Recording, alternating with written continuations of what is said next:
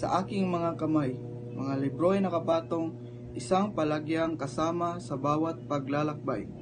Amoy ng papel, pamilyar na pabango, isang tahimik na pagninilay.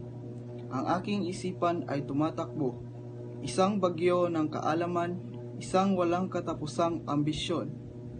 Mula sa mga lecture at lab, hanggang sa mga pag-aaral sa gabi, isang simponya ng kaalaman, isang walang tigil na pag-unlad. Ang aking mga araw ay puno ng mga takdang aralin at mga presentasyon. Ngunit sa paghahanap ng kaalaman, natagpuan ko ang aking tunay na pagkahumaling. Ako ay isang mag-aaral, isang naghahanap ng katotohanan, isang mapangarap na mga pangarap, isang panghabang buhay na nag-aral.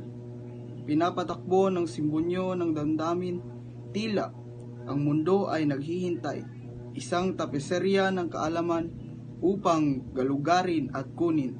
Ang aking paglalakbay ay nagpapatuloy, ang aking puso ay palaging masigasig.